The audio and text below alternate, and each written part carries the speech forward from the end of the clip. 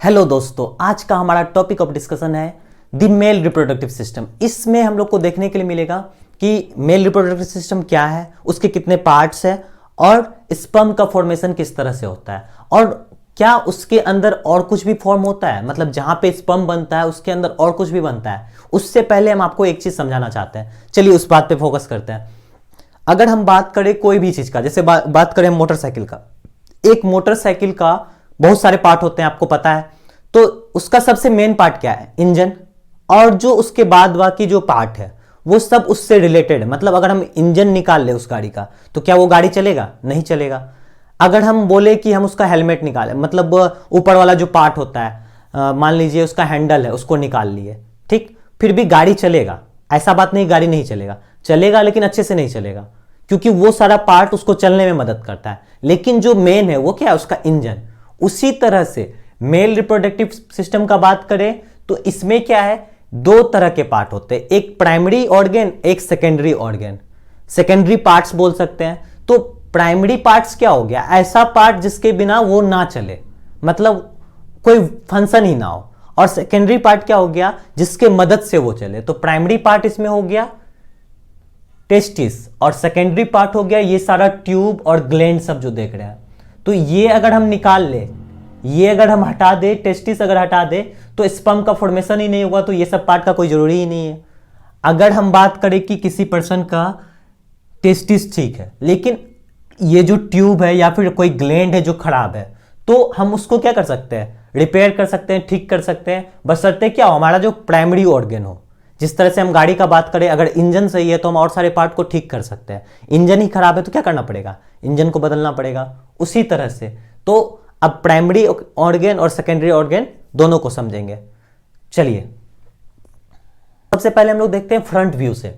Front view से अगर हम मेल रिप्रोडक्टिव सिस्टम को देखें तो हमको कुछ इस तरह का दिखेगा। चलिए इसके स्ट्रक्चर को समझते हैं, देखते हैं हम लोग।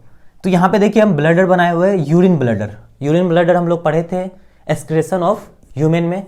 तो अब यहां पे क्या होता है कि जो भी आपका किडनी है जो ब्लड को फिल्टर किया, किडनी का काम क्या है? ब्लड को फिल्टर करना। वो भी हमारा एक वाइटल ऑर्गन है जिसके बिना हमारा लाइफ पॉसिबल नहीं है। अब किडनी ब्लड को फिल्टर किया और यूरिन का फॉर्मेशन हुआ। अब यूरिन जो है यूरेट्रा से होते हुए हमारे यूरिन ब्लडर में आएगा और यूरिन ब्लडर से होते हुए वो यूरेट्रा से बॉडी से बाहर हो जाएगा by the help of penis. अब यहां पे देखिए कि इस चीज का डिस्कस यहां पे करना क्यों जरूरी था? क्योंकि हमारा जो मेल रिप्रोडक्टिव सिस्टम है, ह्यूमन में जो मेल रिप्रोडक्टिव सिस्टम होता है, उसका कहीं ना कहीं कनेक्शन किससे है? फिल्ट्रेशन ऑफ ब्लड, मतलब यूरिन फॉर्मेशन जो होता है उससे कहीं ना कहीं इसका कनेक्शन है। इसलिए हमको उसको भी समझना जरूरी है। तो यहां से देखिए यूरिन इस पाइप से होते हुए निकल रहा है जिसको हम यूरेटर बोल रहे हैं, ठीक है। यूरेटर से होते हुए हमारा यूरिन बाहर निकलता है। अब इसी पाइप से होते हुए भी स्पर्म भी बाहर आता है, इसी पाइप के मदद से स्पर्म भी बाहर आता है। अब इसको हम समझेंगे, चलिए देखते हैं। तो ये वाला पार्ट हो गया सबसे आउटर, जो हमारे बॉडी के बाहर होता है उसको हम पेनिस बोलते हैं, ठीक। अब यहाँ पे ग्लैंड है जिसको हम टेस्टिस बोलते हैं, जिसमें क्या होता है? स्पर्म का फॉर्मेशन होता है। फिर उसके बाद देखिए यहाँ पे कुछ ट्यूब है जिसका नाम हम लोग ध्यान से समझेंगे। चलिए यहाँ पे देखिए एक ग्लैंड है, बीच में आपको ग्लैंड दिख रहा है जिसका नाम है पोस्ट्रेट ग्लैंड, ठीक। अब यहाँ पे एक डक्ट है जिसको हम इजैकुलेटरी डक्ट बोल रहे हैं। फिर एक ग्लैंड है जिसको हम सीमेनल वेसिकल बोल रहे हैं। और यहाँ पे एक ट्यूब है जिसको हम वास्ट डिफेंस बोल रहे हैं। अब सबका फंक्शन एक बार धीरे से एकदम अच्छे से समझ लेते हैं। चलिए उस चीज को समझने के लिए हम लोग को इस डायग्राम को बाय हाफ करके देखना पड़ेगा। कहने का मतलब है कि अब जो है हम वो साइड व्यू देख रहे हैं। जैसे मान लीजिए एक टेस्टिस है, उसको हम 20 से कट कर दिए। 20 से काटने के बाद जैसे एक एप्पल है उसको 20 से कट करते हैं तो उसका दो पार्ट हो जाता है, समझ में आ रहा बात? उसी तरह से इसको हम 20 से कट किए तो कुछ इस तरह का स्ट्रक्चर हमको दिखा। अब इस स्ट्रक्चर को स्टडी करते हैं।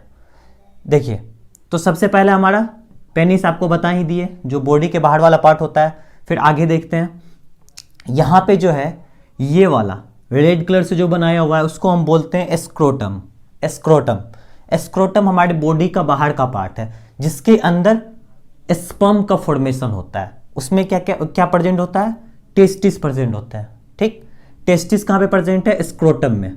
अब ये जो स्क्रोटम है वो मेल के बॉडी के बाहर होता है, ऐसा क्यों? क्योंकि ये सबसे बेस्ट परफॉर्मेंस, मतलब ये सबसे अच्छा काम करता है जब हमारे बॉडी से ये 2 डिग्री टेम्परेचर कम हो, मतलब 35 डिग्री। इसका सबसे बेस्ट फंक्शन कब होगा? जब ये 35 डिग्री पे होगा। नॉर्मल बॉडी टेम्परेचर क्या है हम लोग का? 37। तो ये 35 डिग्री पे होगा, तो ये अपना सबसे बेस्ट फंक्शन परफॉर्म करेगा, मतलब स्पर्म का फॉर्मेशन बहुत अच्छे से होगा जब ये 35 डिग्री पे होगा। अब इसको उस डिग्री पे मेंटेन रखने के लिए स्क्रोटम के मदद से ये क्या करेगा, जो हमारा टेस्टिस है उसको 35 डिग्री टेम्परेचर पे मेंटेन रखेगा। जब आपके बॉडी का टेम्परेचर आपके बाहर वाले वातावरण से अधिक हो जाए तो आपका जो स्क्रोटम है वो आपके बॉडी से थोड़ा अलग हो जाएगा, मतलब फैल जाएगा।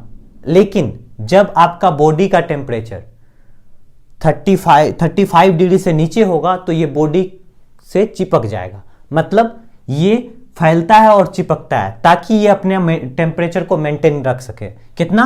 35 डिग्री। 35 डिग्री अगर इसको टेम्परेचर मिलेगा तो यहाँ पे स्पर्म का फॉर्मेशन बहुत अच्छे से होगा। अब इसके अंदर, टेस्टिस के अंदर अगर हम देखें तो यहाँ पे क्या होता है, यहाँ पे प्रेजेंट है बहुत सारे लोब्यूल्स। दिख रहा है आपको इस तरह का, इसको हम बोलते हैं लोब्यूल्स। इसी तरह का बहुत सारा लोब्यूल्स हमको एक टेस्टिस के अंदर देखने के लिए मिलता है। अब इस लोब्यूल के अंदर ही स्पर्म का फॉर्मेशन होता है। ये जो ट्यूब लाइक स्ट्रक्चर है इसी के अंदर स्पर्म का फॉर्मेशन होगा।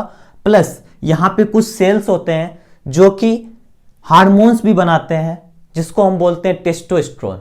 टेस्टोस्टेरोन हार्मोन्स का भी फॉर्मेशन यहीं पे होता है। अब ये हार्मोन्स क्या है? तो वो जो हार्मोन्स है वो एक मेल का कैरेक्टर को वेरीफाई करता है, मतलब दाढ़ी आना, मोछ आना, हेयर आना, ये सब जो है कौन वेरीफाई करेगा? टेस्टोस्टेरोन।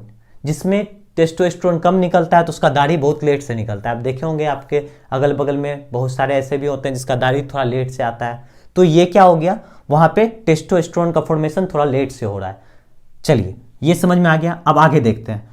अब यहां से एक ट्यूब, रेड कलर का जो ट्यूब है जिसको हम वास्ट डिफेंस बोल रहे हैं, यहां पे स्पर्म का फॉर्मेशन हुआ और वो इस ट्यूब से होते हुए बाहर की ओर निकला।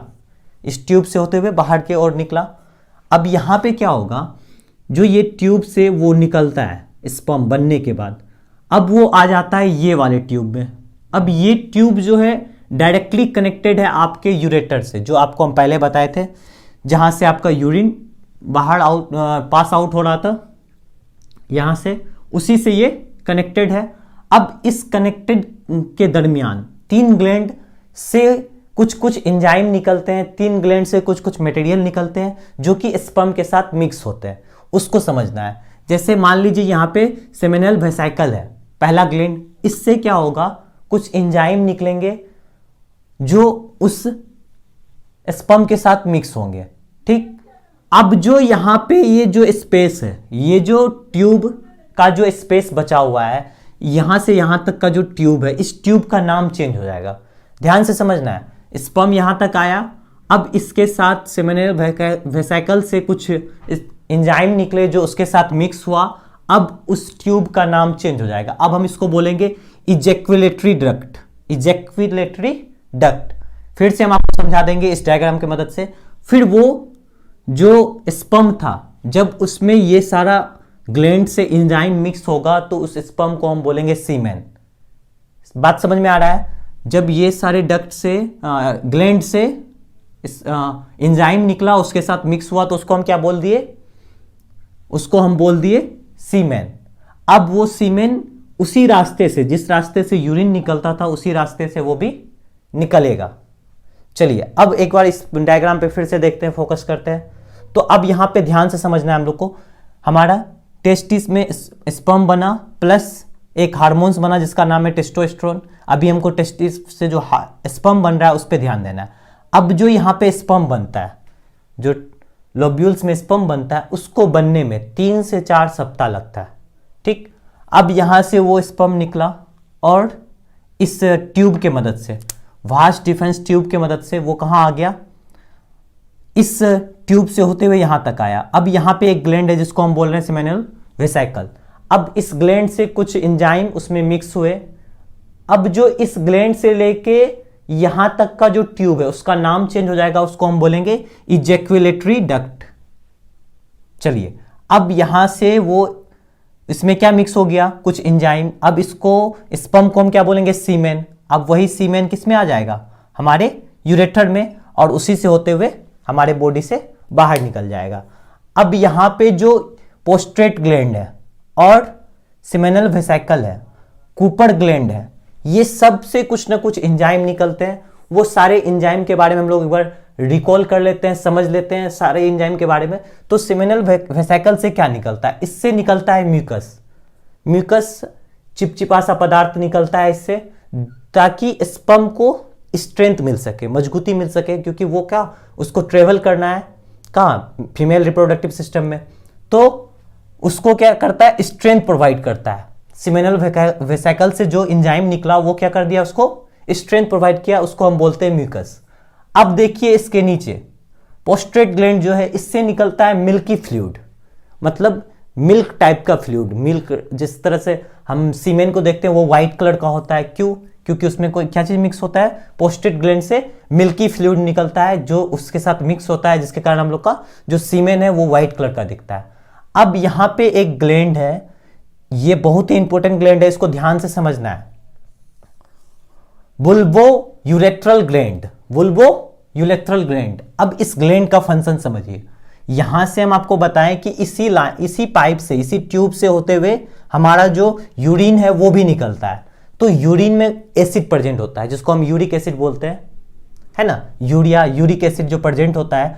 अब कुछ ना कुछ पार्ट यूरिक एसिड का इसमें प्रेजेंट रहता है, क्योंकि यहां से क्या हुआ है, pass out, urine pass out हुआ है।